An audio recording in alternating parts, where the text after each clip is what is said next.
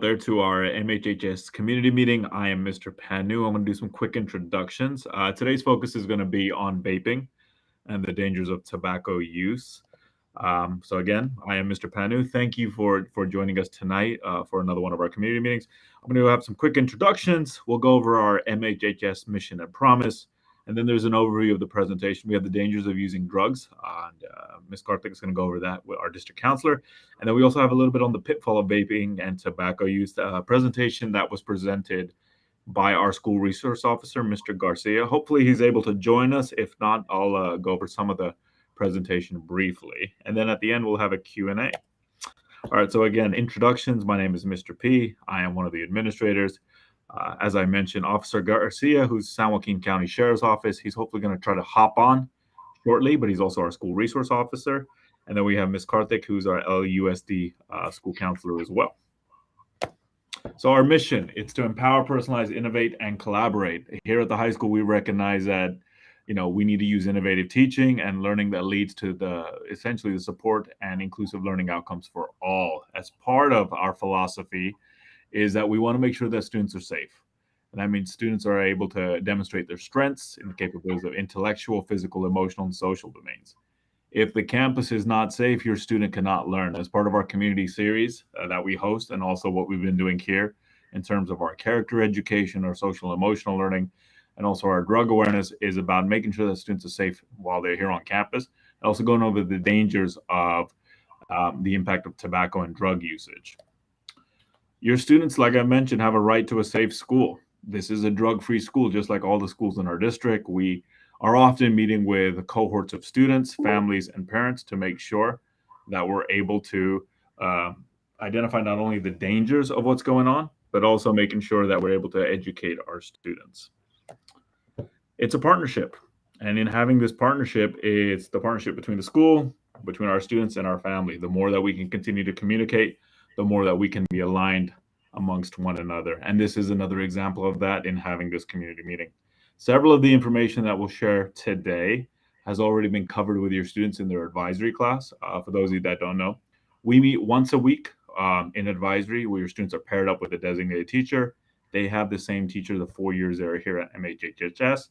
And from there is these students are able to cover different curriculum, whether it's drug and tobacco awareness, social and emotional learning. We're talking about what is going on in their day-to-day. But the idea is that in these advisory cohorts, it's a smaller knit community, and they're able to share what's going on and then have a dedicated adult who's different than their teacher a lot of the time. And that's another person that they can touch base with. So on that, I'm going to turn it over to Ms. Karthik, who is our district counselor, and she's going to talk a little bit about the dangers of using drugs and substances. Hello, everyone. My name is Ms. Karthik, and I am the Student Services Counselor. So I do drug intervention sessions with students. And today I'm here to talk about the dangers of substance use. The first slide is about why do students actually take to drugs or substances. There are a few reasons, a few common reasons. The first thing is to feel good. That is, there are different types of drugs, stimulants and depressants. So stimulants basically help them feel, self feel confident, and they feel like they have increased energy and they're able to accomplish whatever they want. And there's a different type of substance which is also depressants, and depressants tend to provide feelings of relaxation and satisfaction when they are under constant stress. That's why they kind of take to drugs. The other reason is to feel better. So teens use substances to basically reduce social anxiety. And there's also a lot of peer pressure. That is one of the reasons why students tend to move to substance use. Stress that builds, during teenage years, they're going through so many things. Their bodies are changing. They have this academic pressure, social pressure. So there's just lots going on, with a teenager. So just to relieve the stress and to feel better, they tend to use drugs. They also use drugs to reduce symptoms associated with any trauma or depression that has happened previously in their lives that they're not able to forget. So that is one of the reasons, why they use. And then they also use drugs to make themselves feel better, increasing pressure to improve performance. And it makes people to use substances to get going and make it to the next level. And one of the big reasons I'm actually hearing when I do these intervention sessions is boredom. And I do notice that a lot of students do not have a routine, or and as a result they feel bored, and they really don't know what to do with their time. They either they have their screen time, or they're just bored, and that's another reason why they take to drugs. That is something that I have discovered after doing these drug intervention sessions. And one last reason would be to explore. Some teens have a higher need for novelty or a higher tolerance for risk. So they just want to explore something new, and they may also use substance to discover new experiences, feelings, and insights. And they also just want to be cool, when they're with their friends, and just want to explore something new. Next slide, please. So, teens who use substances are more likely to experience these things, and these could be dangerous. The number one thing is dropping out of school, poor academics, unintentional body harm, engaging in risky sexual behavior, legal problems, violent behavior, and other crimes, poor physical health, and lasting health effects. That is something that I stress with all students, that over a period of time, when they keep using drugs and there is no change, and once they slowly start getting addicted to that drug or substance, it not only affects different parts of the body like lungs and heart, but also the brain. And when it gets to the brain, and that's one thing that has devastating effects like memory loss. They're not able to focus in the classroom. So at the end of these slides, I have actually included some videos that actually show how these drugs or substances affect different parts of the brain, and this can be long lasting. And if they're not able to abstain from drugs, right away. Develop another dangerous um, thing would be to develop drug and substance dependence at later in life, be involved in substance related traffic accidents, um, poor mental health, depression, and anxiety, relationship distress. And I see that a lot in families. When students keep lying or use drugs, there is a lot of family distress. And they so the trust that parents have is gone, and there is a lot of stress going on in the family, arguments, and that's one of the dangerous effects, I would say.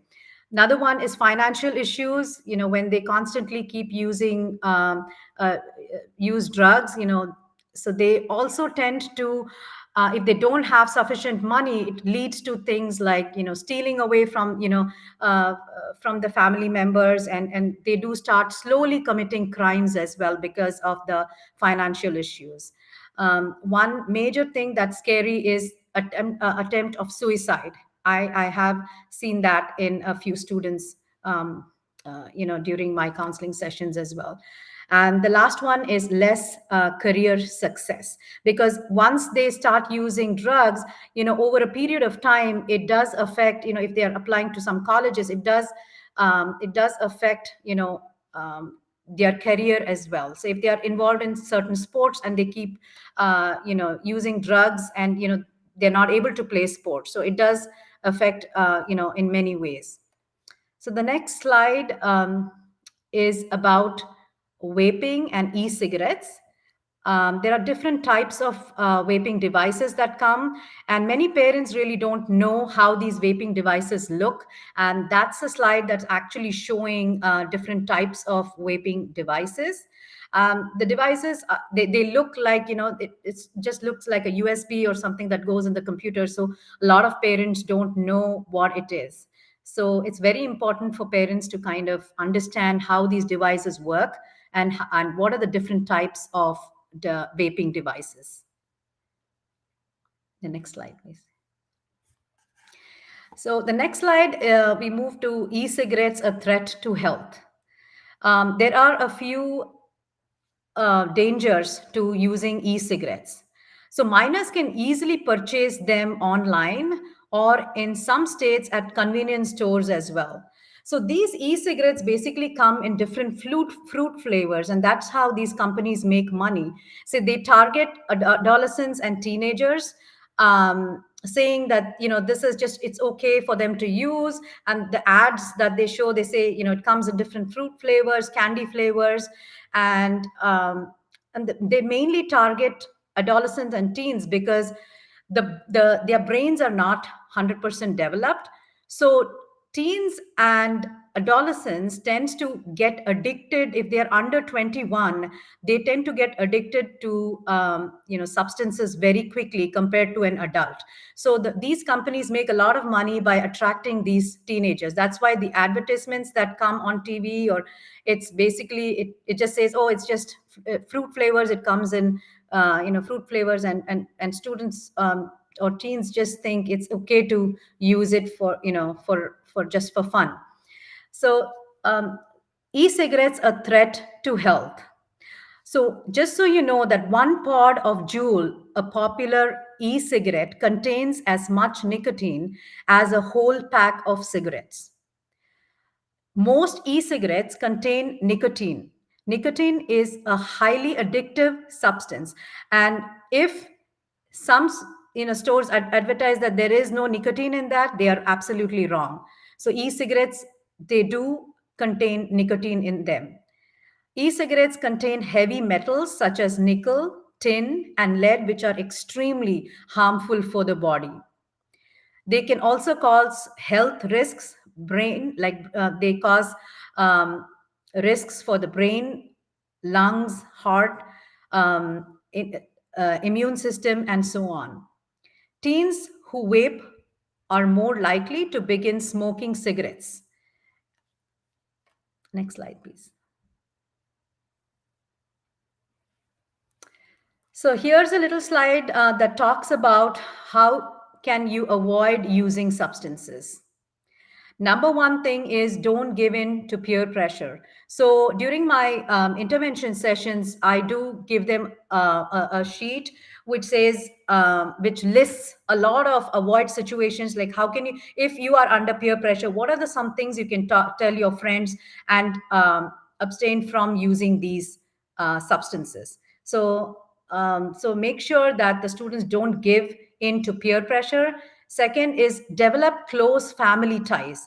It's very important for families, for parents to talk to their teens about drugs and how it can impact their body and what are the dangers of these of substance abuse. It's very important, and as an adult, I think parents have a big responsibility to sit with their students and talk about it. Don't be shy to talk to your children about e-cigarettes or drug and substance use. Learn some coping mechanisms.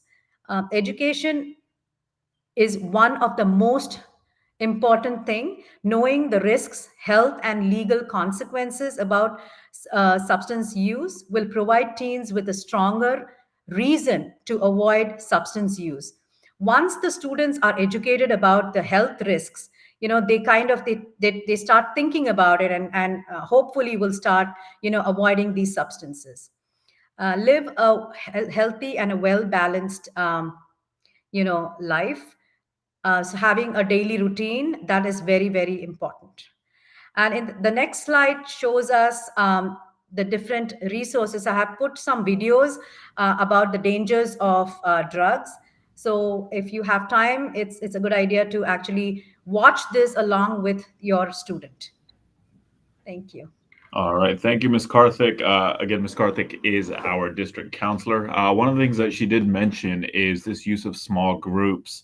as an intervention strategy. So for students who, unfortunately, if they are identified as having tobacco products at school, especially here at the high school, what we do is we do offer some drug counseling and awareness, and that is small 6-week sessions with Ms. Karthik, where we go over not only the dangers of what those drugs and those tobacco products are, but also talk about several of the strategies that she mentioned. Ultimately, we want the student to be successful, and in order to be successful, is you need to know the dangers and also to admit when there is a problem that is going on. As I mentioned before, we are a partnership here between our students, our families, and our school, and we want to provide as many resources as we can. This presentation is being recorded. You can always go back and click on these links as well. The second part of our presentation, and again, thank you, Ms. Karthik, is going to be with Officer Garcia. He's joined us below. Hello, Mr. Garcia. He is our school resource officer and also a member of the San Joaquin County Sheriff's Department. He's also going to go over a presentation outlining several of the things that Ms. Karthik did, but talking about the dangers of tobacco and also vaping. And then at the end, we'll have an opportunity for questions and answers. Okay. So, Mr. Garcia, it is yours, sir.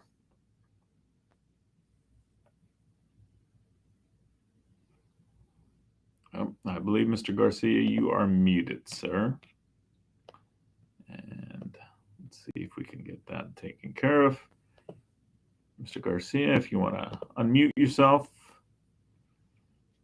and give it a try. All right.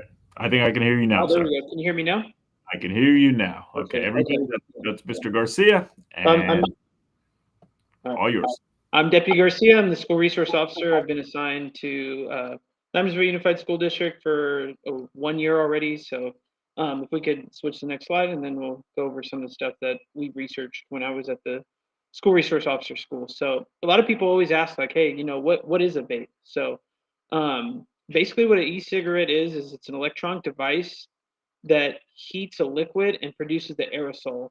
And so once that's produced, you inhale it, it goes through your lungs, comes back out, and that's what a lot of people see. So obviously they come in many shapes and sizes. Most of them have a battery, but they all have at least a heating element.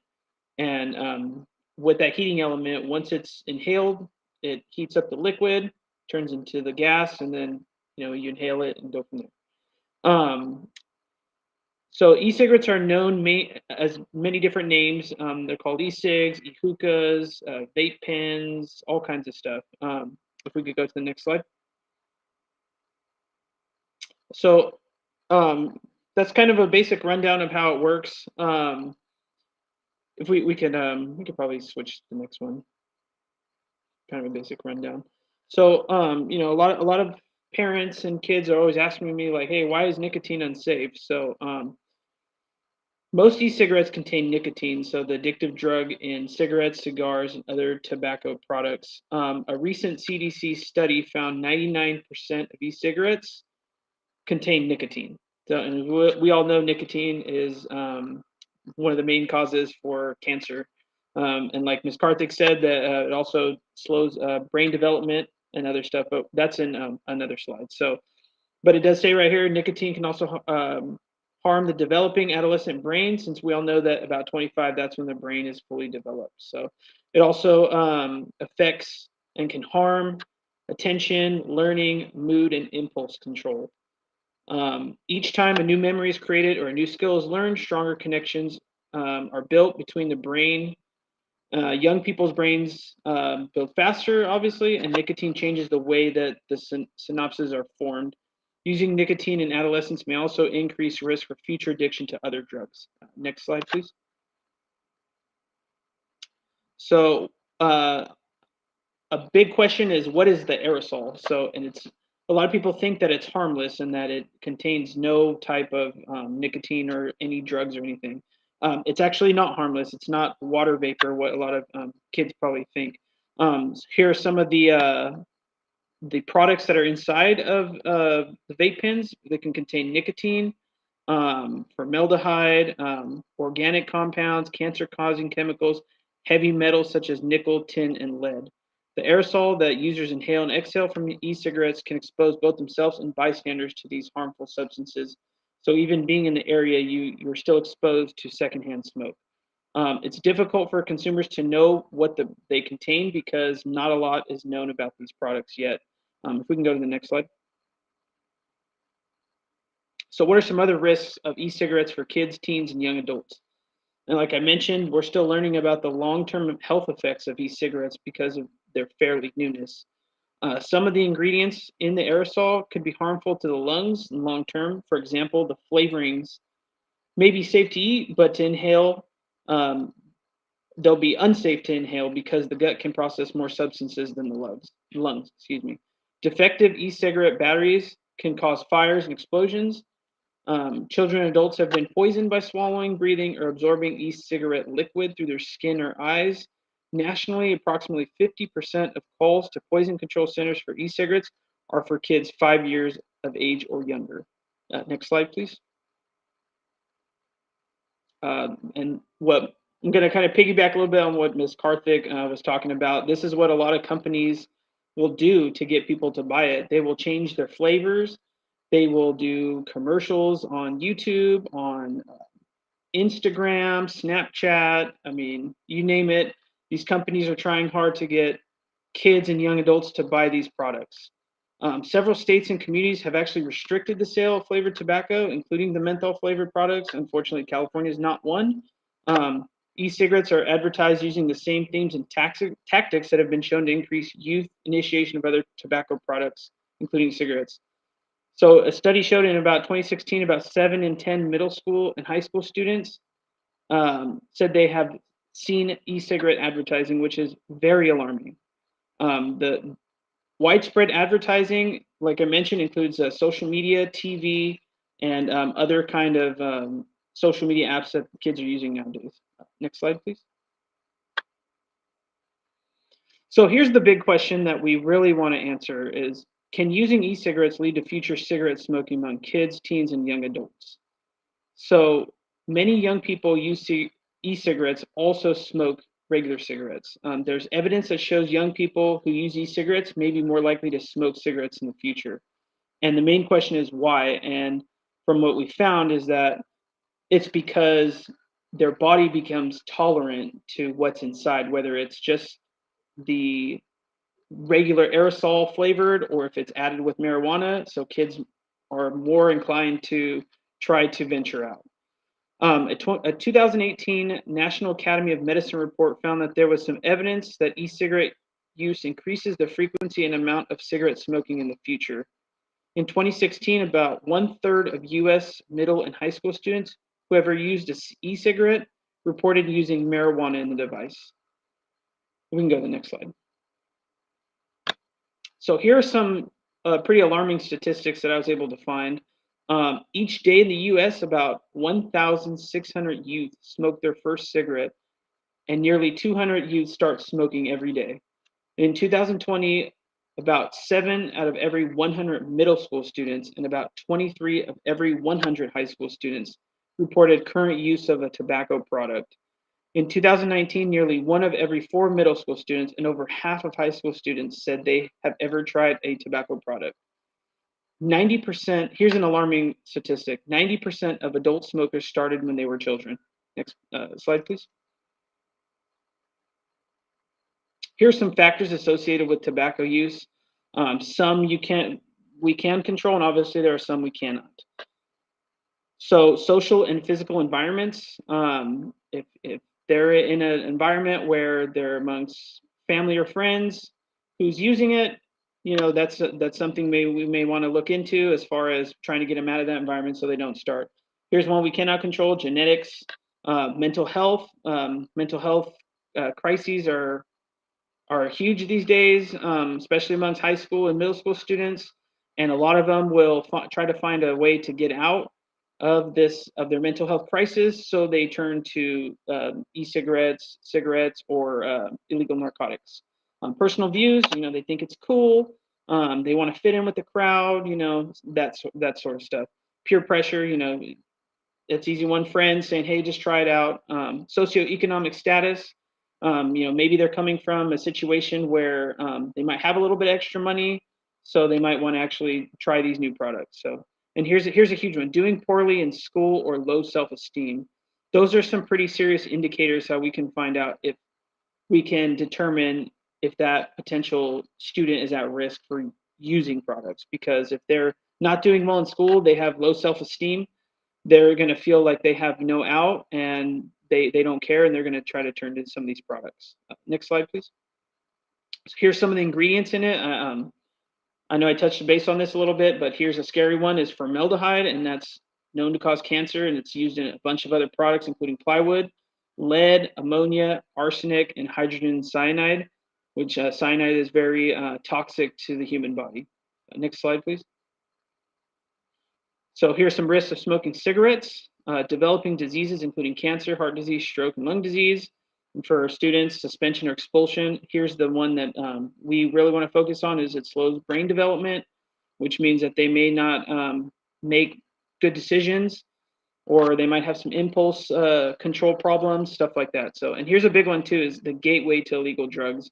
Like I said, they get accustomed, and their body gets used to using certain products, and so once they get used to it, they want to try something that gives them a stronger quote unquote high, which could include methamphetamine, cocaine, anything like that. So next slide, please. How can we prevent students from smoking cigarettes and e-cigarettes? Consult with school staff. I mean, they're very helpful at Mountain House High School. They're very aware of the kids, and from working with them, we don't want to go straight to discipline. We want to help them out. And like, Mr. Panu and Ms. Karthik said, that we have plenty of resources available to make sure that even if they tried it, we can get them away from doing that stuff. So talk with the parents, see what kind of situation they're in. Maybe they have these products readily available and parents are too busy working, or they have, other family members in the house that they just can't monitor their child, and that's okay. We'll try to help guide them to, prevent them from using this kind of stuff. So do not give in to peer pressure. So the easy one: lead by examples, including your friends and family. I mentioned this to a lot of kids. I'm like, hey, look, you have younger brothers or siblings, you have to be the one who leads by example, because if your younger brother or sister sees you doing these stuff, they're going to do it too. So, and here's a big one: if you started, quit and focus on future academics.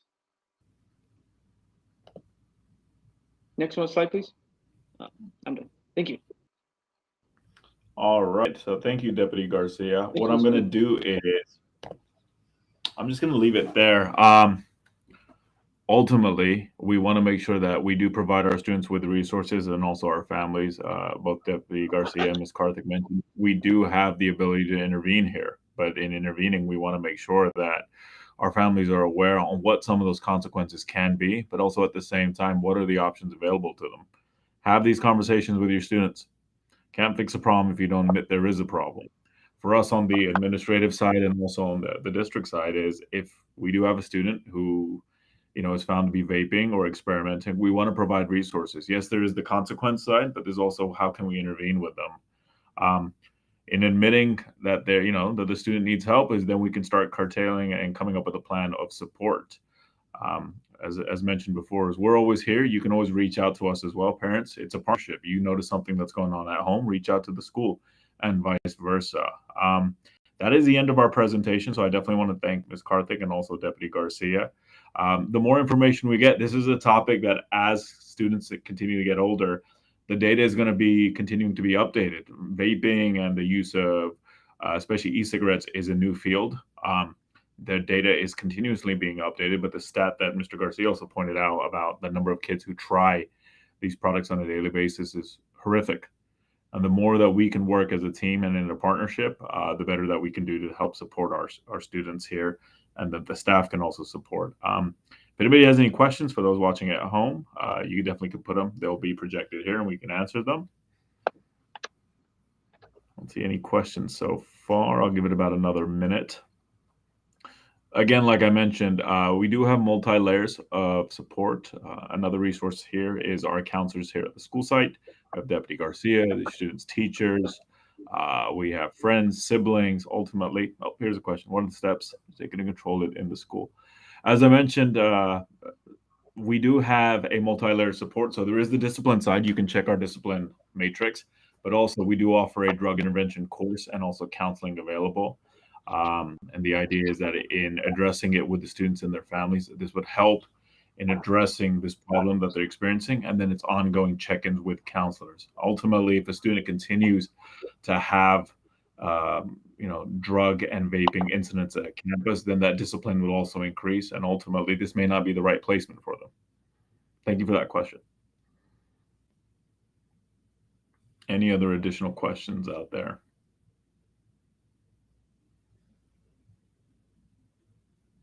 All right, I'll give it about another 20 seconds. And one of the other layers that we did mention is that we have a school resource officer on campus. So that's another individual that kids could relay information to, get support, and also at the same time.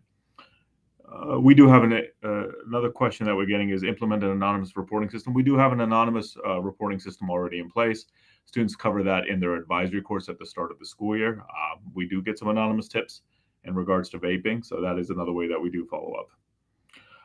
For the punishment for vaping at school, you can look at our discipline matrix. It is progressive. It results in suspension, loss of school privileges, and could ultimately lead to expulsion as well. Same thing with carrying vape supplies or drug paraphernalia. Again, it follows our discipline handbook, and this could result in suspension, in addition, all the way up to expulsion as well. Thank you for those questions.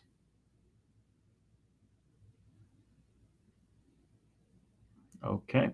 Well, community members, thank you so much for joining us tonight.